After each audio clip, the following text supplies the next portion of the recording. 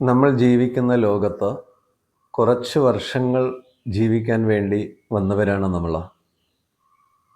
കുറേ വർഷങ്ങൾ നമ്മളിവിടെ ജീവിക്കുന്നില്ലേ? നമുക്ക് ലക്ഷ്യങ്ങളും സ്വപ്നങ്ങളും ഉണ്ട്.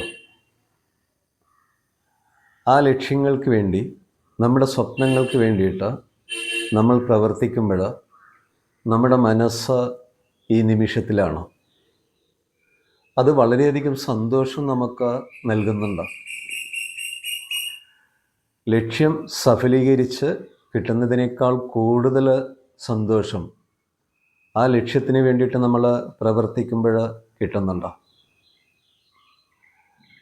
ലക്ഷ്യം നമ്മുടെ ഉള്ളിൽ ഉണ്ട്.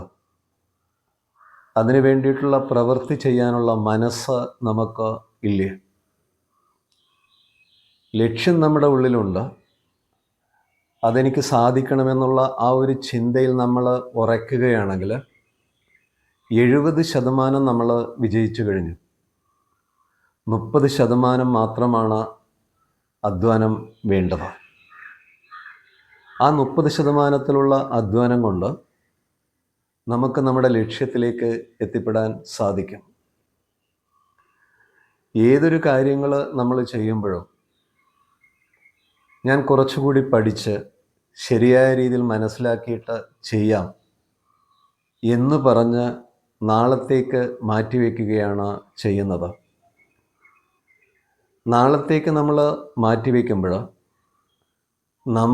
നമ്മളെ പിറകോട്ട് കൊണ്ടുപോവുകയാണ് ചെയ്യുന്നത്. ഒരു ലക്ഷ്യമുണ്ടെങ്കിൽ ആ നിമിഷം നമ്മൾ അതിനുവേണ്ടി പ്രവർത്തിക്കാൻ തുടങ്ങണം. നാളത്തേക്ക് മാറ്റിവെക്കുന്നത് നമ്മുടെ അലസതയും നമ്മുടെ മടിയുമാണ്. അത് മനസ്സിലാക്കിയിട്ട് ആ നിമിഷത്തിൽ ഇരുന്നു കൊണ്ട് അതിനു വേണ്ടിയിട്ടുള്ള പ്രവൃത്തി നമ്മൾ ചെയ്യണം. കഴിഞ്ഞ നിമിഷം നമ്മുടെ മുന്നിൽ ഇല്ല, തൊട്ടടുത്ത നിമിഷവും നമ്മുടെ മുന്നിൽ ഇല്ല. ജീവിതത്തിൽ നമുക്ക് എന്തെങ്കിലും നേടണമെങ്കിൽ ആ നിമിഷത്തോട് മാത്രം, ഈ നിമിഷത്തോട് മാത്രം നമ്മൾ ആത്മാർത്ഥത കാണിക്കുക. ഒരു ലക്ഷ്യമുണ്ട്. ആ ലക്ഷ്യത്തിന് വേണ്ടിയിട്ടുള്ള തയ്യാറെടുപ്പ് നമ്മളിൽ നിന്ന് ഉണ്ടാകുമ്പോൾ സ്വാഭാവികമായിട്ടും നമ്മുടെ ഉള്ളിൽ തടസ്സങ്ങൾ ഉണ്ടാവും.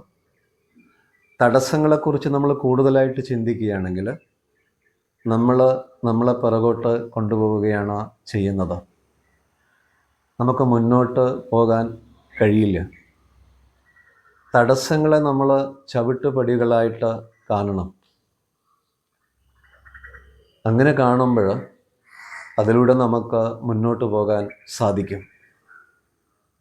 ഒരിക്കൽ ഒരു ഗുരുവും ശിഷ്യനും ഒരു മലയുടെ മുകളിലേക്ക് നടന്ന് പോവുകയായിരുന്നു.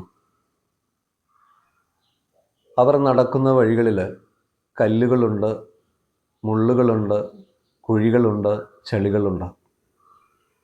ശിഷ്യൻ ഗുരുവിനോട് പറഞ്ഞു, വഴിയിൽ തടസ്സങ്ങൾ ഉണ്ട്. ഗുരു ശിഷ്യനോട് പറഞ്ഞു, ഈ തടസ്സങ്ങൾ നിനക്കുള്ള പാഠങ്ങളാണ്. ഈ തടസ്സങ്ങൾ അധ്യാപകരാണ്. കല്ല് നിനക്ക് തടസ്സങ്ങളാണെങ്കിൽ അതിനെ നീ ചവിട്ടുപടിയായിട്ട് കാണണം. ഓരോ തടസ്സങ്ങളെയും ഈ രീതിയിൽ നീ കാണുമ്പോൾ നമുക്ക് ലക്ഷ്യസ്ഥാനത്ത് എത്തിപ്പെടാൻ സാധിക്കും.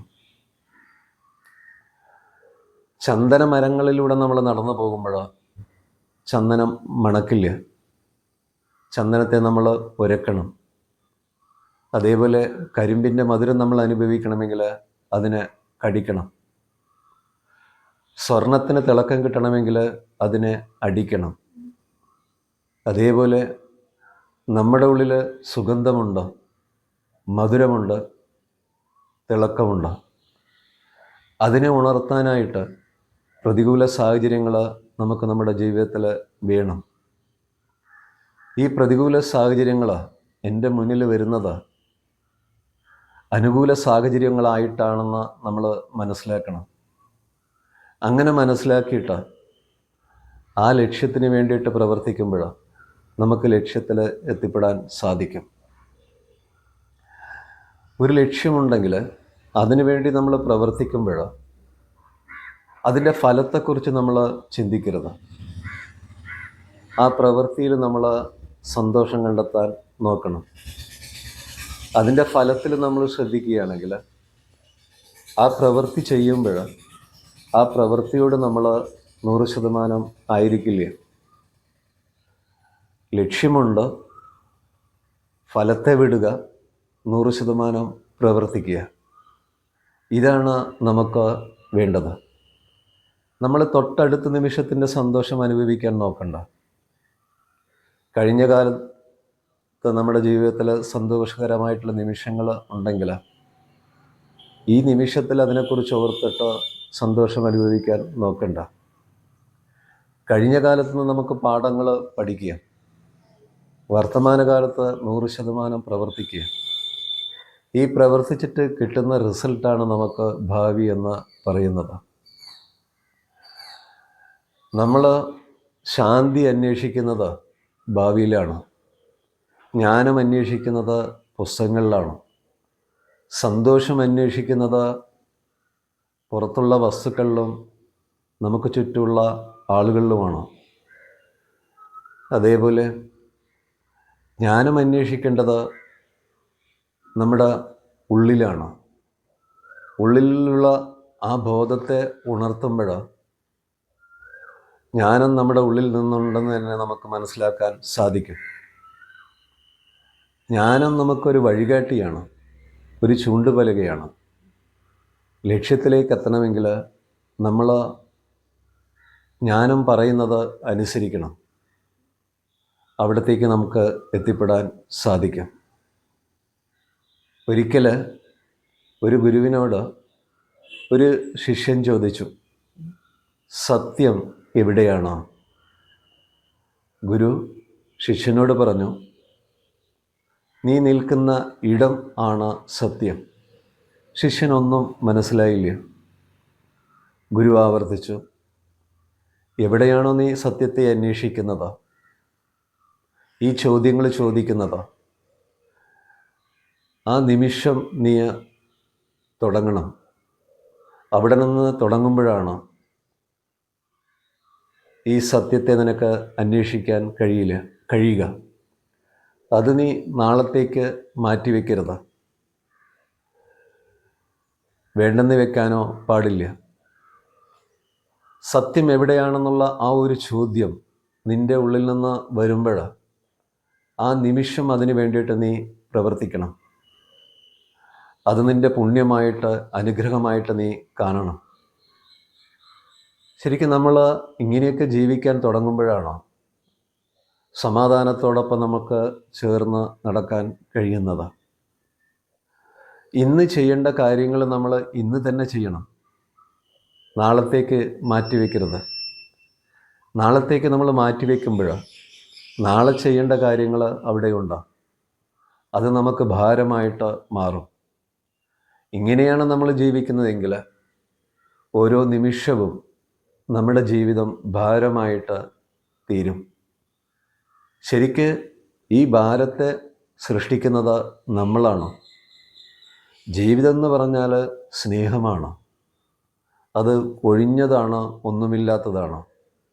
അതൊരു ഓടക്കുഴൽ പോലെയാണ്. വെറുതെ ഇരുന്ന് കഴിഞ്ഞാൽ നമുക്കൊന്നും നേടാൻ കഴിയില്ല. നേട്ടത്തെക്കുറിച്ച് നിരന്തരം നമ്മൾ ചിന്തിച്ചുകൊണ്ടിരിക്കുകയാണെങ്കിലും അപ്പോഴും നമുക്കൊന്നും നേടാൻ കഴിയില്ല. നേട്ടത്തെക്കുറിച്ച്, ലക്ഷ്യത്തെക്കുറിച്ച് ഒരു നിമിഷം ചിന്തിക്കുക, എന്നിട്ട് അതിനു വേണ്ടിയിട്ട് നമ്മൾ പ്രവർത്തിക്കുക. ഈ നിമിഷം മാത്രമാണ് നമ്മുടേതായിട്ട് ഉള്ളത് എന്ന് മനസ്സിലാക്കിയിട്ട് ആ നിമിഷത്തോട് ആത്മാർത്ഥത കാണിക്കുക. ആ നിമിഷം ഒരിക്കൽ പോലും പിന്നെ നമ്മുടെ ജീവിതത്തിലേക്ക് വരില്ല. ആ നിമിഷം വന്ന് അപ്പോൾ തന്നെ കടന്നു പോകും. ഇത് മനസ്സിലാക്കിയിട്ട് നമ്മൾ ജീവിക്കാൻ തുടങ്ങുമ്പോഴാണ് നമ്മൾ ആ നിമിഷത്തോട് ആത്മാർത്ഥത കാണിക്കുന്നത്. എത്ര കൊണ്ട് നമ്മൾ ഈ നിമിഷത്തോട് ആത്മാർത്ഥത കാണിക്കുന്നുവോ അത്ര കണ്ട് നമ്മളോട് ആത്മാർത്ഥത കാണിക്കുകയാണ് ചെയ്യുന്നത്. ആ ആത്മാർത്ഥത കാണിക്കലിൽ നമുക്ക് നമ്മളോട് ഒരു സ്നേഹമുണ്ട്, കരുണയുണ്ട്, അലിവുണ്ട്. അങ്ങനെ നമ്മൾ ജീവിക്കാൻ തുടങ്ങുമ്പോൾ നമുക്ക് ചുറ്റുമുള്ള എല്ലാ ജീവജാലങ്ങൾക്കും അത് നമുക്ക് പകർന്നു നൽകാൻ കഴിയും. ഇങ്ങനെയാണ് നമ്മൾ ജീവിക്കേണ്ടത്. അതിനായിട്ടുള്ള സാഹചര്യങ്ങൾ നമ്മൾ നമുക്കായിട്ട് ഒരുക്കി കൊടുക്കണം. ആ ഒരുക്കി കൊടുക്കലാണ് നമ്മളോട് കാണിക്കുന്ന ആത്മാർത്ഥ സ്നേഹം എന്ന് പറയുന്നത്. അതിന് നമുക്ക് കഴിയട്ടെ എന്നുള്ള പ്രാർത്ഥനയോടെ